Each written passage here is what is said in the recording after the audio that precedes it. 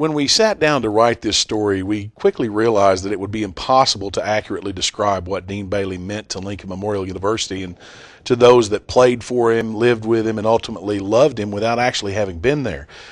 As the interviews began to unfold and we saw the admiration, the love, and respect pour out through those who knew him, just the task of attempting to tell this story suddenly became very overwhelming for me personally, because I knew most of the people that I was interviewing and saw the emotions I was pulling out of them about this man.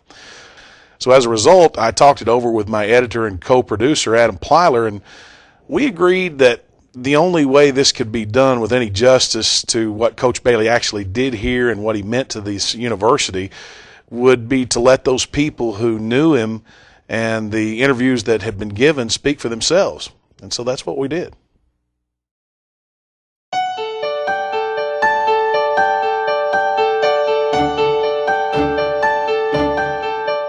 Well, he was a man who wanted to win. There's, all these coaches want to win.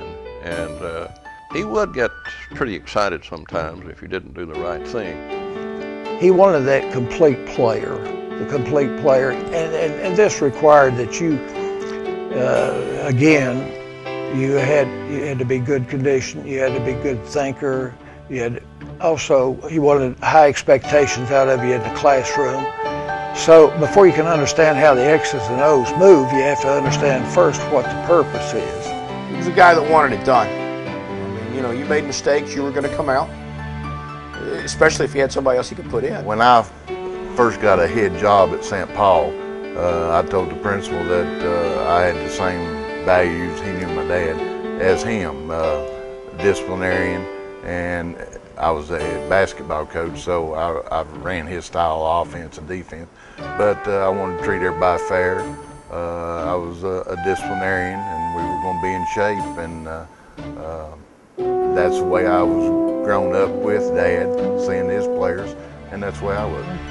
He was a motivator, and he let you know what you had to do, and then he was a competitor. Now he was a fierce competitor, and he didn't like to lose. And I felt like that he let you do what you could do best, but he never tried to catch anybody doing anything. He caught a few, but I can tell you several times that those things occurred, but he didn't have a lot of rules. But you better not break the one or two he had. He would talk about the game. He seemed to be a man that knew a tremendous amount about the game. His insight, whether it be on the basketball floor, whether it be on the baseball field, was like no other. It was one of those that you listen to, you learn. And at the age that he was when I was here, it was more of a father figure a little bit, just because of his age and what he'd gone through. Times were tough, without a doubt. Our level of skill play and players that we had in here was mediocre at the best. And so that's just where it was at.